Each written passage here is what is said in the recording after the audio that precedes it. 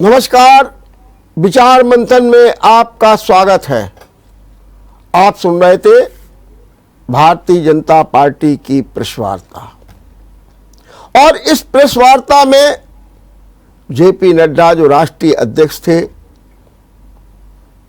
उन्होंने ये बताया कि आज अपने दो सहयोगी दलों निषाद पार्टी और अपना दल के साथ विस्तृत चर्चा हुई, कौन कहां से लड़ेगा,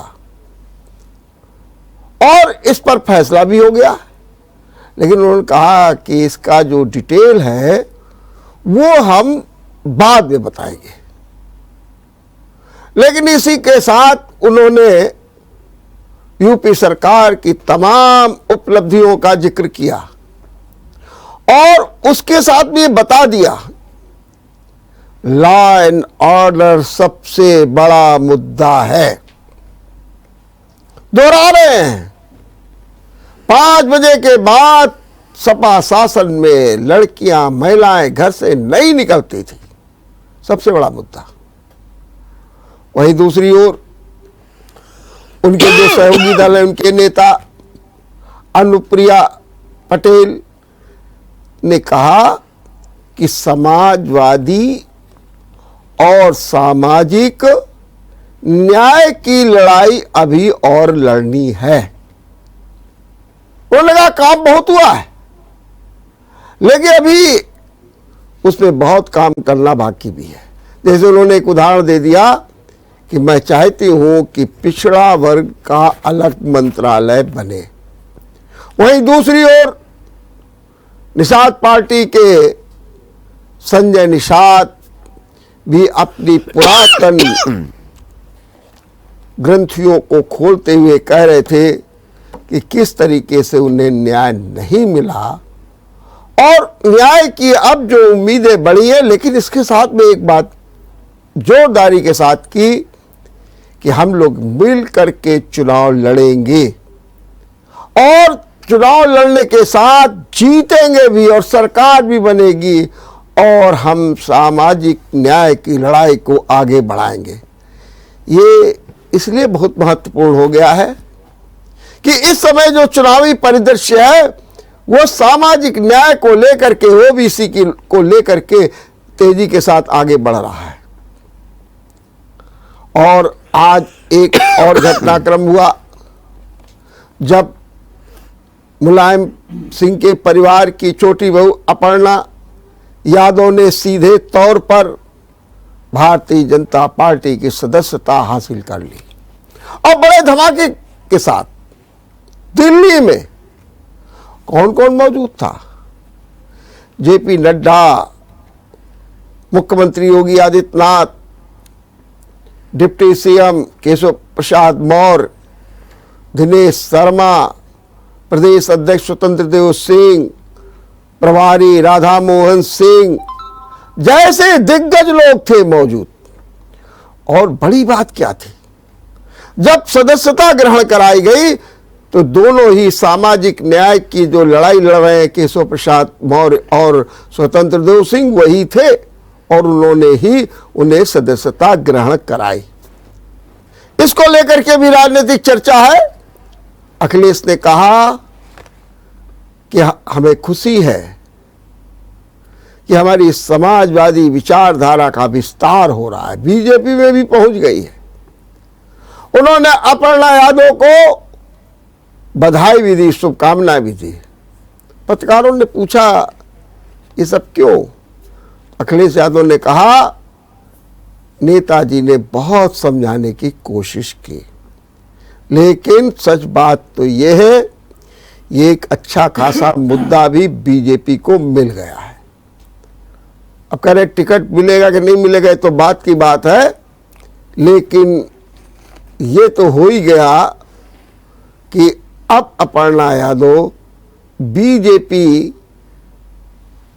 की एक ऐसी महिला नेता होंगी जो कहती हैं कि राष्ट्र धर्म मेरे लिए पहला है, और इसी को आगे बढ़ाने में कितना सफल होती हैं देखिए और बीजेपी को कितना लाभ होता है इसे भी देखिए। आज इसी पर चर्चा करेंगे और इस चर्चा में भाग लेने के लिए हमारे साथ दो मेहमान हैं। मैं उनका परिचय करा दूं। हमारे साथ हैं संजय कटियार, भारतीय जनता पार्टी से मैं आपका बहुत बहुत स्वागत करता हूं। और हमारे साथ में दूसरे हैं मकरध्वज यादव, समाजवादी पार्टी से, मैं आपका भी बहुत बहुत स्वागत करता हूं। सबसे पहले मैं ज़रा बात करूंगा मकरध्वज से कि आपने भी सुना क्या कह रहे थे अध्यक्ष जी और अनुप्रिया पटेल ने कहा कुछ लोग हैं जो चेहरा बन करके आते हैं सामाजिक न्याय का, लेकिन वो कुछ करते नहीं हैं।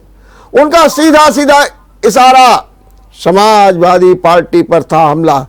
उन्होंने कहा देखो कितने काम किए हैं और आगे काम करना और बाकी है।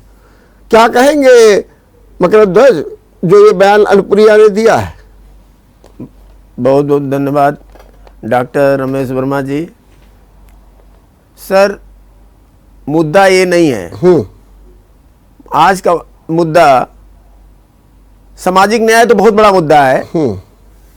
किसने वो जाके ज्वाइन की वो मुद्दा नहीं है। बीजेपी उन्होंने ज्वाइन किया, ये मुद्दा जनता का जो मुद्दा है, ये सामाजिक न्याय बहुत बड़ा मुद्दा है। अगर भारतीय जनता पार्टी सामाजिक न्याय की इतनी हितैषी होती, पोषक होती और न्याय, सामाजिक न्याय देने के तरफ उसका रुख होता तो निजीकरण नहीं होता। ये डबल इंजन की भारतीय जनता पार्टी की सरकार, आपको पता ही है सर, सब प्राइवेटाइज कर रही है जिससे कि आरक्षण खत्म हो जाए। ये किसी से छुपा हुआ नहीं है। तो बातें अलग है, काम अलग है। जनता इनके काम को देख रही है। 5 साल और बेरोजगारी, महंगाई, शिक्षा, स्वास्थ्य, ये जो 4 बहुत, और किसान की दुर्दशा, ये 5 मुद्दे हैं। लॉ एंड ऑर्डर भी है। ये मुद्दे होंगे, जनता सारा ध्यान इन मुद्दों पर है। ये लोग, बीजेपी के लोग असल समस्याओं से जनता का ध्यान बटाने के लिए धार्मिक उन्माद, धार्मिक कट्टरता और इस तरह की बातें जनता में परोसते रहते हैं, जिससे जनता इनके झांसे में आने वाली नहीं है। जनता एकदम त्रस्त है बेरोजगारी से। 2022 में इनका भारतीय जनता पार्टी का सफाया है। बिल्कुल। संजय, आपने सुना अनुप्रिया पटेल कह रही थी कि पिछड़ा वर्ग का मंत्रालय हो, संजय निषाद भी बराबर निषादों को आरक्षण की बात कह रहे हैं। क्या कहना है आपका इस बारे में? जो बातें अभी अनुप्रिया पटेल जी या संजय निषाद जी बोल रहे थे जी, वो हमारे राष्ट्रीय, दिल्ली के राष्ट्रीय कार्यालय से प्रेस कॉन्फ्रेंस में बोल रहे थे, आपने भी देखा। हाँ जी जी, इसीलिए तो जो उनका विषय था पिछड़ा वर्ग के बारे में बात करना या सामाजिक न्याय, अन्य सभी, अन्य पिछड़ी, अनुसूचित जनजाति, आदिवासी, सभी के बारे में बात की उन्होंने।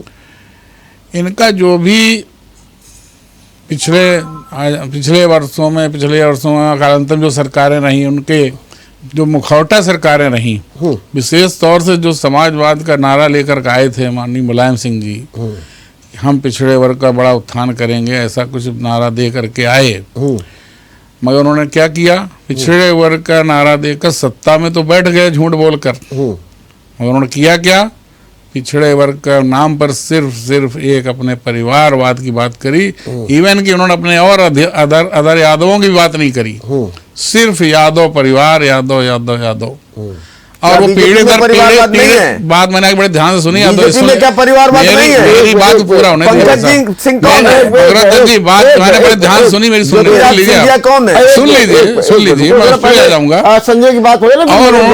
और उन्होंने क्या किया? सिर्फ अपने परिवार का भरण पोषण, अपना राजनीतिक उत्थान, अपना सामाजिक उत्थान, इतना उनका एजेंडा रहा और उन्होंने भरपूर चलाया। और उसका अंजाम ये हुआ कि एक टर्म में आए, कभी किसी की बैसाखी से, कोई कांग्रेस की बैसाखी से, कभी बसपा बैसाखी से आए और चले गए। अभी 2007 में आ गए, फिर से विषय लेकर के जनता सोचा शायद अब कुछ नई पीढ़ी, अखिलेश कुछ युवा है, कुछ ठीक करेंगे। उसमें उन्होंने धोखा दिया। और सिवाय अभी कानून व्यवस्था की बात हमारे नड्डा जी ने करी, तो उत्तर प्रदेश में बिल्कुल गुंडा राज चल रहा था, खुलेआम और लूट मार लखीमपुर खीरी में अपहरण, आपने देखा लूट मार अपहरण, खुद गाड़ियां चोरी करवा लेना। गाड़ियां की चोरी बहुत होती थी डॉक्टर साहब, 4 व्हीलर बड़ी बड़ी गाड़ियां चोरी कर लेना और बरामद होती थी सफाइयों के घर में, और उसका समझौता नेता इन्हीं करा देते थे। बहुत बढ़िया देखा है। संजय, मेरा एक सवाल जी जी जी मैं आपकी बात से जी स्वीकार कर लूंगा कि भाई वो यादों का उन्होंने विकास किया, परिवार का विकास किया, ठीक है। जी फिर वो कौन से कारण हैं जी कि अभी हाल में 3 आपके मंत्री जी और 10 11 विधायक जो भी पिछड़े वर्ग के हैं, जी अदर यादव जिनको आप कहते हैं कि गैर यादव, जी वो सब आए, किस विश्वास के आए, और उन्होंने सीधा आरोप लगाया कि जो भारतीय जनता पार्टी है पिछड़ों, दलितों, किसानों, बेरोजगारों, लघु और मध्यम के जो व्यापारी हैं उनकी घोर उपेक्षा की गई। तो फिर अगर ये बात हम आपकी मान भी लें कि अगर मुलायम सिंह, तो फिर ये किस विश्वास के साथ आए? देखिए, आप बहुत आराम से समझ जाएंगे। और अभी स्वामी प्रसाद मौर्य गए, अब विशेष नाम 2 ही है, स्वामी प्रसाद मौर्य, धर्म सिंह सैनी जी, ये गए तो इनका एक ही वजह थी, लोग जनता को बताना, वो नहीं बताएंगे ना, हम बता रहे हैं। अपने बेटे के लिए टिकट मांग रहे थे, केवल विवाद ये है। और हमारी भारतीय जनता पार्टी परिवारवाद, वंशवाद की पोषक नहीं है, चाहे कुछ भी हो जाए। तो उन्हें लगा, तो उन्होंने ऐसे आरोप लगाने लगे, जबकि ये खुद दूसरे दल से आए थे, जाने कितने दल से तो फांद गया, शायद मैं गिना भी ना पाऊं, उतने दलों से होते हुए किसी तरह भाजपा में आए थे और इनको भाजपा ने इनको सम्मान दिया, और सम्मान दिया, 5 साल रहे। अब चुनाव के समय अपना उनको क्या लगा, निकल गए उधर, उससे फर्क क्या पड़ने वाला है, उनके साथ वोटर नहीं है। और स्वामी प्रसाद मौर्य की बात बता दूं, आपको याद होगा डॉक्टर साहब 2012 में चुनाव हारे थे, चुनाव हार गए थे, इनकी अपनी ग्रेविटी नहीं है स्वामी साहब, इनकी क्या वैल्यू है? जो स्वयं चुनाव हारा हो अभी 12 में, तो इनके साथ कितना बड़ा मांसपेशी पिछड़ा वर्ग है। चलिए, मैं आपकी बात मान गया। मगर ध्वज, आपने सुना कि एक तो ये कह रहे हैं कि जो अदर बैकवर्ड है, माने गैर जो यादव हैं, उनकी सुनी नहीं जाती है और सब लोगों ने देख लिया है, और जो ये नेता आए हैं वो अपने स्वार्थ के कारण आए हैं, इनका कोई सिद्धांत नहीं है, कोई विचार नहीं है, कोई इनकी सामाजिक न्याय की लड़ाई नहीं है। हमको इस मुद्दे पर जरा अपने विचार बताइए। सर, ये सबके सामने है, आपके सामने, पूरे प्रदेश की जनता के सामने है। जो भर्तियों में जिस तरह से धांधली की गई, पिछड़े वर्ग के लोगों के हकों को मारा गया, 69,000 शिक्षकों की भर्ती में ओबीसी के युवाओं के साथ, लोगों के साथ उनके हक को मारने का काम किया भारतीय जनता पार्टी में। और न्याय की मांग, जब वहां युवा गए तो उनको बर्बर लाठीचार्ज किया गया, ये सबके सामने है। ये किस मुंह से बीजेपी सामाजिक न्याय की बात करती है? शर्म आनी चाहिए सामाजिक न्याय। इन्होंने सबसे ज्यादा उत्पीड़न जो दलितों का किया, जिस तरीके से वो हाथरस की बच्ची को, दलितों में हाथरस की बच्ची को ये शासन बचाता रहा कि कोई रेप नहीं हुआ है।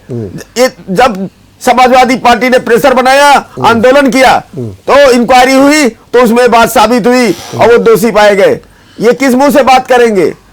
ये टोटली सरकार जो है फेल रही है। चलिए, ठीक है, मैं मान गया। अभी संजय कटियार जी जी, आज अपर्णा यादव जी आपकी पार्टी में शामिल हो गई, जी, क्या ये माना जाए कि जिस तरीके से स्वामी प्रसाद मौर्य, सैनी जी और दारा सिंह और प्रजापति जितने लोग विधायक एक साथ जो है शामिल हुए, जी, आपने उसका बदला ले लिया? आपको मैं याद दिलाऊंगा, आपके माध्यम से दर्शक भी समझ लेंगे इस बात को बहुत साधारण तरीके से। जी। आपको याद हो, हमारे माननीय नरेंद्र मोदी प्रधानमंत्री हैं देश के, उन्होंने जब अपना कैंपेन शुरू किया था पार्टी का, पिछली बार 2014 में किया, 19 में किया, तो उन्होंने एक नारा दिया था, कांग्रेस मुक्त भारत चाहिए। कांग्रेस मुक्त भारत नारा उनका हमेशा रहता था हर रैली में। आपको एग्जाम्पल बता देता हूँ, ज्योतिरादित्य सिंधिया किस परिवार से थे? उनके आदरणीय माता जी राजमाता हमारे यहाँ नेता हुई थी, और वो कांग्रेस में रहते थे, उनके पिता माधवराव जी, आपको याद होगा। जी। और तीसरी पीढ़ी ने मान लिया कि नया भारत, जो हमारी पार्टी मोदी ने नारा दिया नया भारत, तो आज की नई पीढ़ी युवा वर्ग, युवक हों या युवतियां हों, वो नया भारत का अर्थ यही है कि नई पीढ़ी समझ रही कि राष्ट्रवाद क्या है, देश प्रेम क्या है, राष्ट्र किस दिशा में जाना चाहिए, कानून व्यवस्था क्या है, अनुशासन क्या है, विकास क्या है, और ये सब वंशवाद परिवारवाद क्या है देख लीजिए, उसको खत्म करिए। तो ज्योतिरादित्य सिंधिया भी आ गए, और वो आज केंद्र में मंत्री हैं, और आपके उत्तर प्रदेश में जितिन प्रसाद भी आ गए, जो भी कांग्रेस के उनके फादर थे, और वो नाती हैं राजमाता सिंधिया की। मतलब हमने कांग्रेस मुक्त भारत का जो नारा दिया, आज तीसरी पीढ़ी खुद कांग्रेस की अपने आप साफ कर रही है, और आज कांग्रेस साइलेंट मोड में पड़ी हुई है। दुनिया की घटनाएं हो रही हैं, इधर वोट उधर टिकट, आज आपको कांग्रेस कहां दिखाई दे रही है? इनके नेता छुपे बैठे हैं। राहुल गांधी तो निकल ही नहीं रहे, बिल में चले गए। अपर्णा कि आप कांग्रेस में कहां चले गए? इसलिए कि इस बात बताने के लिए कि समाजवादी पार्टी से अब ये नई पीढ़ी हमारे पास आई है, तो जैसे राजमाता आई थी, तीसरी पीढ़ी में जाकर कांग्रेस खत्म हो रही है, ये समाजवादी पार्टी खत्म हो जाएगी। ये इसका संकेत है अपर्णा यादव का उत्तर प्रदेश में आना। और लेकिन आपने समाजवादी पार्टी सामाजिक न्याय के लिए लड़ रही है, विकास के लिए लड़ रही है, खुशहाली के लिए लड़ रही है। पूरी जनता समाजवादी दुनिया जानती है, सब गुंडों की पार्टी रही, जिसमें लगा सपा बैठा गुंडा, चलते हुए किसानों जनता भी जानती है, पब्लिक जानती है, पार्टी किसानों पे गोलियां चलवाई पार्टी है। दंगे क्यों नहीं हो रहे? 1989 में आपके आका ने गोलियां चलवाई, वो भी किसान पुत्र थे। किस तरह से किसानों को वोट दिया गया वहां? कल डॉक्टर साहब साड़ी खींची कल इनके नेता अन्न पसंद खा रहे थे, तो मैंने तो कहा राम भक्तों पर गोलियां चलवाने वाले लोग आज अन्न की कसम खा रहे हैं, जिन पे गोलियां चलवाई जो किसान थे, उन शहीदों की हम कसम खाते हैं। समाजवादी पार्टी 2022 में खेल में ताबूत बंद करके गंगा बहा देंगे। चलिए हम यहाँ एक छोटा सा ब्रेक लेंगे और ब्रेक के बाद अपनी चर्चा को जारी रखेंगे। ब्रेक के बाद आपका एक बार फिर स्वागत है। संजय, ये बताइए कि आज अपर्णा को आपने भाजपा में शामिल किया जी, और बड़े धमाके के साथ। बिल्कुल, मैंने पूरा राष्ट्रीय नेतृत्व वहां पर था जी। ऐसा क्या था और ऐसा क्या गेन करने आप जा रहे हैं अपर्णा यादव से, जिसके कारण आपने उनको दिल्ली बुलाया? बड़े बड़े हमने देखा दिग्गज नेताओं को आपने लखनऊ में करा दिया, लेकिन अपर्णा को वहाँ बुलाया गया। नड्डा भी, मुख्यमंत्री भी, दोनों सीएम, डिप्टी सीएम भी, सब कुछ। मेरा सीधा सवाल ये है कि आखिर आपको क्या गेन होने जा रहा है अपर्णा से? हमारे बगल में बैठे हैं यादव जी, समाजवादी पार्टी भाई जी।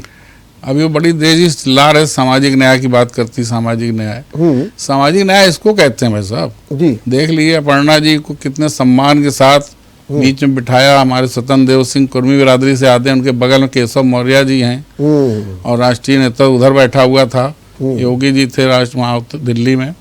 आप देखिए ये असली चेहरा, असली चीज दिखाई। सामाजिक न्याय इसको कहते हैं, सबका साथ, सबका विकास, सब पर विश्वास। सिर्फ एक परिवार, एक वंशवाद नहीं कि हमारा पूरा पूरा परिवार बनेगा। एक वृक्ष बना हुआ करता था, आप देखिए, देखा होगा 2012 में, जिसमें यादव वंश का दिखा था, तो पूरा एक बड़ा सारा पेट में बच्चा था कि वो भी ब्लॉक प्रमुख का दावेदार तो बना हुआ था, या नाती पोते तो बने ही हुए थे, सभी ने देखा, कोई छुपा नहीं है। इनका उपयोग किस रूप में करेंगे? मतलब कैसे आप, जैसा इन्होंने क्या ये भी चुनाव लड़ेंगे कि जो इनके लिए लखनऊ कैंट? देखिए, हमारी भारतीय जनता पार्टी बिल्कुल विशुद्ध लोकतांत्रिक पार्टी है, किसी की जेबी नहीं, कोई लिमिटेड कंपनी नहीं, कोई इसका मालिक नहीं। ठीक। यहाँ पर हमारे इनको कौन सा दायित्व सौंपा जाए, क्या होगा, मैं ये जानना चाहता हूँ। देखिए, हमारे यहाँ ऐसे देखा जाए कि अगर कहें आप कहना चाह रहे हो कि यादव हैं जी, तो हमारे यादव नेता भूपेंद्र सिंह यादव राष्ट्रीय महामंत्री हैं, जी पहले से हैं, तो कोई खास बात नहीं है। मगर उत्तर प्रदेश की राजनीति में जो इन्होंने बार बार वंशवाद चलाया, वंशवाद की बात की, उसका मिथक इन्होंने स्वयं अपर्णा ने आकर तोड़ दिया। कि इन्होंने अपने बयान में कहा कि हम राष्ट्रवाद के साथ हैं, नरेंद्र मोदी योगी जी के विचारों से प्रभावित हैं, इसलिए मैं अपने परिवार को छोड़कर। मकर ध्वज, मुझे जरा सवाल का जवाब दीजिए। अपर्णा के जाने से निश्चित रूप से सपा को तो बड़ा झटका लगा है। अब तो चुनाव में लोग कहेंगे कि देखिए, और कह भी रहे, जो नेता अपने परिवार को नहीं संभाल सका, जो नेता अपनी पार्टी को संभालने में असफल रहा, अपने पिताजी को बाहर कर दिया, तो अब यही बात तो ये जाकर के जनता के बीच में कहेंगे, तो इससे तो आपकी छवि को बहुत झटका लगेगा। और कैसे आप चुनाव में जो है मजबूती के साथ लड़ेंगे? देखिए सर, समाजवादी पार्टी 23 करोड़ लोगों के लिए के खुशहाली के लिए और प्रदेश के विकास के लिए सोच रही है, और मेन उधर रुझान उधर ही है कि कैसे प्रदेश को पुनः पटरी पर लाया जाए। जिस गति से समाजवादी सरकार में प्रदेश का विकास हो रहा था, डायल 100 एक कैसी, अरे वहां नहीं जाइए। हाँ, इन्होंने चौपट कर दिया बीजेपी ने। सर ये मैं कह रहा हूँ कि रोजगार, सवाल के जवाब दीजिए। आप देखिए 70 लाख रोजगार इन्होंने कहा था, 7 लाख इन्होंने वास्तव में कम कर दिए रोजगार। देखिए 16 लाख कम कर दिए। उस समय हम चर्चा करेंगे निश्चित। हम तो ये कह रहे हैं, राजनीतिक रूप से मैं कह रहा हूँ कि अपर्णा के बीजेपी में जाने से कोई असर नहीं पड़ेगा सर, कोई असर नहीं, कोई असर इसलिए नहीं पड़ेगा कि लोग त्रस्त हैं इस बीजेपी सरकार से। जो इन्होंने वादे किए थे 70 लाख रोजगार का, वो तो इन्होंने किया नहीं। आबादी 2 करोड़ बढ़ गई, और बेरोजगार जो लोग नौकरी में थे उसमें 16 लाख लोगों को छटनी हो गई। आपके समाजवाद से त्रस्त थी। लेकिन ये इस आरोप पर क्या आप कहेंगे कि जो है अखिलेश अपने परिवार को ही नहीं संभाल पाए? पहले चाचा से हुआ, अब किस तरीके से चाचा ठीक हुआ, अब जो है बहू जो है चाचा भी ठीक नहीं भाई साहब, चाचा भी करने वाले हैं डॉक्टर साहब। परिवार को सुपाल चाचा भी भागने वाले हैं भाई साहब, भागने वाले हैं, पक्का खबर है। हाँ, तो ये अब मैं ये कह रहा हूं, तो ये आप उनकी अपरिपक्वता या नेतृत्व की अक्षमता या असफलता क्यों नहीं मानते? मैं ये पूछ रहा हूं आपसे। सर, समाजवादी पार्टी का सिर्फ काम ये ध्येय है कि प्रदेश में विकास हो, ठीक, और बेरोजगारी जो इन्होंने बढ़ाई है, परिवार का लोगों को रोजगार मिले, ठीक, और खुशहाली आए। सिर्फ अपने परिवार का विकास करेंगे भाई साहब। प्रदेश को महंगाई में केवल एक ही यादों को विकास होगा। गैस का सिलेंडर का दाम इतना बढ़ा दिया इन्होंने, देखिए सरसों के तेल का दाम बढ़ा, ये सब मुद्दे हैं, असल मुद्दे ये लोग खाली गोदी मीडिया को इतना विज्ञापन दे के गोदी मीडिया गोदीगिरी करने में लगा रहता है, और हमेशा विज्ञापन चलता रहता है। नहीं देख रही समाजवादी पार्टी, मीडिया में पैसा भारतीय जनता पार्टी के पास है, जो ये विज्ञापन देते रहते हैं और झूठ परोसते रहते हैं। जनता के सामने झूठ परोसने का काम करते हैं, लेकिन जनता सच्चाई जानती है। संस्कृति दिखने लगी, बेरोजगारी, और देखिए सर, शिक्षा तो इन्होंने एकदम बर्बाद कर दिया, बच्चों की पढ़ाई बर्बाद हो गई। करोड़ों बच्चों के पास स्मार्टफोन नहीं है, जिससे वो ऑनलाइन पढ़ नहीं सके। और स्वास्थ्य में क्या है बताइए, बिल्डिंग बना देने से मेडिकल कॉलेज बन जाएगा? अरे भाई, वहां पर डॉक्टर चाहिए, इंफ्रास्ट्रक्चर चाहिए। एक मिनट आप पकड़ दो। संजय ये बताइए कि ये चर्चा बहुत दिनों से चल रही थी, अभी आपने कह दिया कि शिवपाल भी आ रहे हैं, लेकिन शिवपाल ने तो इसका खंडन कर दिया सीधे तौर पे कि जो लक्ष्मीकांत वाजपेयी ने बयान दिया है वो गलत है, मैं पूरी तरीके से जो है सपा में ही रहूंगा। ये कहां से अभी भाई साहब उनके सीटों बंटवारे में अभी मुठभेड़ होने वाली है। अभी देखिएगा, अभी बंटवारा, अभी स्वामी प्रसाद मौर्य, धर्म सिंह सैनी, ये अभी इनको आंख दिखाएंगे। अभी सीट का बंटवारे की बात आने से दीजिए, अभी आगे आगे होता है क्या, ठीक बात देखते जाइए आप। जब मेरा एक सवाल और भी है कि अपर्णा यादव के बीजेपी में शामिल होने में इतना विलंब क्यों हुआ, जबकि मैं तो ये देख रहा था कि जैसे ही योगी की सरकार आई थी, अपर्णा बराबर योगी आदित्यनाथ की बड़ाई कर रही थी, मोदी की बड़ाई कर रही थी, तो इतना समय कैसे लग गया उनको बीजेपी में आने में? देखिए, हमारे वही मैंने कहा, हमारे यहाँ लिमिटेड कंपनी नहीं है ना, एक मालिक नहीं उन्होंने कह दिया बस आ जाओ, ऐसा नहीं होता ना। अच्छा। बहुत सारे लोग, विचार मंथन होता है, तमाम बैठते हैं, बड़े नेता बैठते हैं, जिसको आना है लेना है उसका एक हमारे यहाँ पूरी एक सेल बना होता है अलग से, जो आज हमारे प्रदेश में लक्ष्मीकांत वाजपेयी जी उसके अधिकारी हैं। आने वालों को उनका पूरा पैरामीटर, उनके बारे में, उनकी बैकग्राउंड स्थिति की जानकारी लेने के बाद, आश्वस्त होने बाद ही किसी को भाजपा में आने दिया जाता है। किसी भी उठा करके ऐसे राज चलते गुंडे बदमाश को नहीं ले लेते, जैसा समाजवादी पार्टी 4 दिन से लगी हुई है। कहीं नदीम को टिकट देगी, कहीं फलाने टिकट देगी, कहीं आतंकवादियों, कहीं जेल से चुनाव लड़ाने की बात करेगी। ऐसे लोग हमारे टिकट विकट नहीं दिया था, तो जेल में रहने वालों टिकट देंगे। अभी देखिएगा जितने आतंकी अभी देखते जाइए, अभी यहाँ देश में अदालतें हैं, हाँ, अभी देखते जाइए, अभी जुडिशरी देखते अपना जाइए, काम करती है, देखते किसी कहने जाइए। से कोई आतंकवादी नहीं हो जाता। देखते जाइए। जब कोर्ट प्रूफ करती है तब माना जाता अच्छा, है। एक बार मकरध्वज, एक सवाल और है। तमाम फर्जी मुकदमे लोगों पर लादे जाते हो हैं गया इस सरकार में। मकरध्वज, आज जैसे जब अपर्णा बीजेपी में जा रही हैं तो उस समय उन्होंने कहा मैं अब राष्ट्र की आराधना करूंगी। चलिए, तो एक बात हो गई।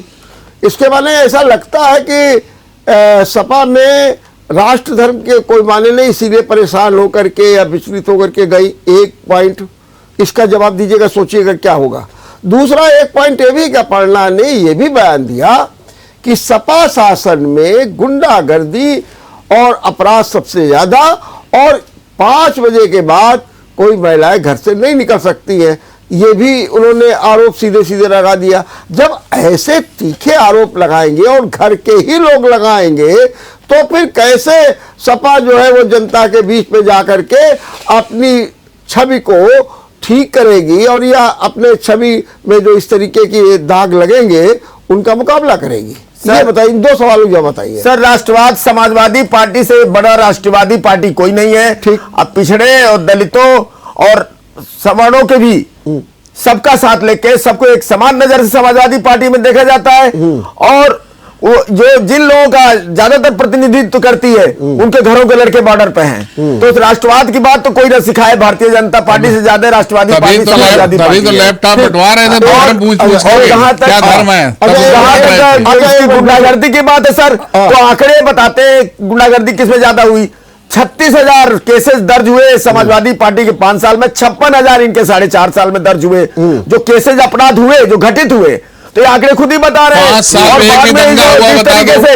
5 साल में एक दंगा हुआ, बता दीजिए। किस तरह से वहां ठोको, और दंगा हुआ है तो दंगा करने वालों को वसूली हुई है। मुख्यमंत्री ठोको ये की देश भाषा बोल पहली रहा बार हुआ। है। क्या यहाँ कानून ये का योगी राज नहीं सरकार का है? काम है। कानून का राज नहीं बल्कि कानून पर राज ये लोग जो पुलिस है चौकी में करते हैं। आग लगाई, जनता इनको दंगाइयों सबक ने सिखाने वाली है। दंगाई जेल 2022 में गए, इनका दंगाइयों सफाया से है। वसूली हुई। ऐसा पहली बार हुआ। एक सवाल वही मेरा जवाब, ये जो अपर्णा ने लॉ एंड ऑर्डर को लेकर के जो बयान दिया और जिसमें वो कह रही सीधे तौर पर कि महिलाएं नहीं निकल पाती थी, जब वो मंच से ये बात कहेंगी तो इसका जवाब कैसे होगा? मेरा सवाल ये कि आखिर अपर्णा ने ऐसा बयान क्यों दिया? कहीं ना कहीं तो त्रस्त होंगी वो। सर, जनता तो वास्तविकता देखेगी ना, तो आंकड़े को देख रही है कि कितनी घटनाएं बढ़ी हैं। वो अमित शाह जी आए थे, उन्होंने कहा कोई अपराधी नहीं दिख रहा ऐसे करके, और बगल में टेनी खड़े थे। तो ये झूठे लोग हैं। जनता इनकी वास्तविकता को समझ चुकी है। ये सबसे बड़ा प्राइवेटाइज करके, निजीकरण करके, उधर धार्मिक उन्माद के जो आवरण देकर उसके आड़ में ये सामाजिक न्याय को खत्म कर रहे हैं। ये इनकी ये साजिश है। ये टोटली जो है निजीकरण करना है लोगों का ध्यान, और जो युवा है, पढ़े लिखे युवा है, उनका ध्यान उनको कट्टर बनाया जा रहा है, धार्मिक और अभी डॉक्टर साहब का बयान आया ताकि वो नौकरी न मांगे। इन्होंने कहा कि जो बुलडोजर चलवाए जहाँ योगी जी ने उन अपराधियों पर, बताइए कितने माफियाओं को उनके घर हम बना कर देंगे। कितनी बड़ी बात। जो जेल में है अपराधी, माफिया भारतीय जनता पार्टी में उनके ये घर बनवा कर देंगे, सत्ता में आएंगे। मतलब ये राम मंदिर निर्माण को रोकेंगे और अतीक अहमद का घर बनवा कर देंगे। इनका बयान अखिलेश यादव ने इनके नेता ने सबसे ज्यादा माफिया भारतीय जनता पार्टी। अपने आप जनता समझ रही है कि गुंडे किधर, बदमाश किधर, अपराधी किधर। चलिए बस आखिरी वो सवाल पूछेंगे। संजय ये बताइए, मकरध्वज कह रहे हैं कि अपर्णा के जाने से कोई भी फर्क नहीं पड़ने वाला, नंबर 1 जी। और अगर मैं आपसे पूछूं तो आप क्या मानते हैं कितना फर्क डालने? केवल ये होगा कि ये बैकवर्ड की मुखौटा है, यादव है, और आपने कहा कि भूपेंद्र यादव हमारे यहाँ ही है, तो ये एक दूसरे चेहरे के रूप में सामने लाई जाएंगी? क्या होगा, मैं जरा थोड़ा जानना चाहता हूँ। कहते फर्क तो कुछ नहीं पड़ेगा, ये कह रहे हैं। देखिए, वो राष्ट्रवाद से उन्होंने अपने बयान खुद ही सिद्ध कर दिया। वो राष्ट्रवाद से प्रभावित थी, नरेंद्र मोदी जी से, योगी जी की कार्यशैली से प्रभावित थी। उन्होंने अपने बयान में सीधा बोला, भी लाइव टेलीकास्ट हुआ था। शब्दों की बाजी अब अपर्णा जी हमारी पार्टी में आ गई हैं, मतलब हमारी विचारधारा से सहमत होकर आई हैं। अब पार्टी उनका उपयोग कहाँ सही उपयोग है, उनका क्या, उनकी क्षमता है, उसके अनुसार आकलन करके उनकी जिम्मेदारी तय हो जाएगी। इसमें लाभ हानि हम लोग किसका आकलन करना है, हमने आकलन करके नहीं लिया। सिर्फ ये देखा है कि ठीक है वो राष्ट्रवाद प्रभावित है, और राष्ट्रवाद प्रभावित कोई व्यक्ति हमारे पास स्वागत है। अगर प्रभावित है, हमारे आकलन में सही बैठता है, तो हमने उनका स्वागत किया, तहे दिल से सम्मान दिया। महिला है, एक तो महिला नेत्री है, युवा है, तो मतलब हमने एक संकेत ये भी हो गया कि एक युवा वर्ग, चाहे महिला हो या युवा लड़के हों, सारे हमारे राष्ट्रवाद के प्रभावित हैं और भारतीय जनता पार्टी के साथ हैं। 2022 में यही युवा वर्ग, यही युवा महिलाएं और यही गरीब परिवार किसान, यही हमको वोट देकर। ये बताइए कि अपर्णा का जाला, जिसे ये तो कह रहे हैं कि हम अपने ढंग से इनका उपयोग भी करें, करेंगे भी, इसमें दो राय है, लेकिन कुल मिलाकर के जो अखिलेश हैं उन्हें बाहरी से इतनी नुकसान नहीं दिखता है जितना अपने परिवार से, चाहे चाचा हो और चाहे अपर्णा हो। और क्या हम ये मान के चले कि कहीं ना कहीं इस समय जो है अखिलेश की जो परिवार के सामने स्थिति है वो बड़ी ही कमजोर हो गई है, या मैं ये फिर एक बार आरोप लगाता हूं, जैसा कि केशव प्रसाद मौर्य ने कहा कि वो पूरी तरीके से असफल है। खाली इसका जवाब दीजिए सर। ये तथ्यहीन आरोप हैं जी।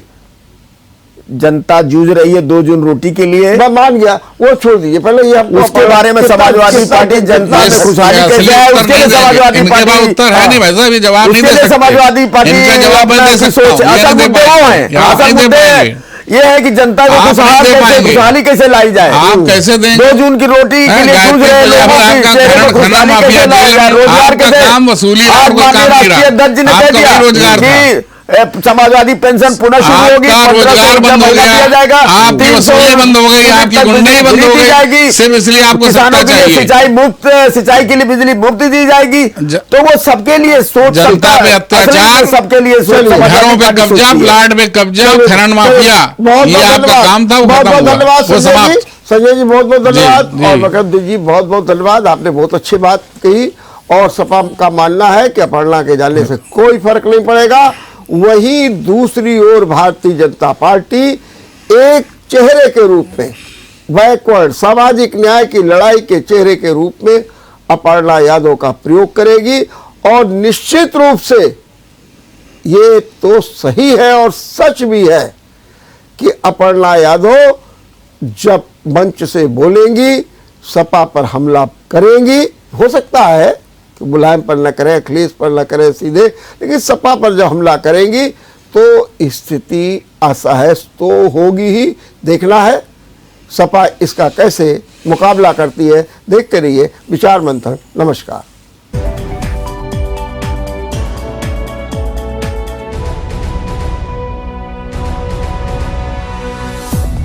अगर आपको हमारा वीडियो पसंद आया हो तो हमें लाइक करें, सब्सक्राइब करें और ज्यादा से ज्यादा शेयर करें। और हाँ, बेल आइकॉन दबाना ना भूलें ताकि हर खबर का अपडेट आप तक पहुंचे तुरंत।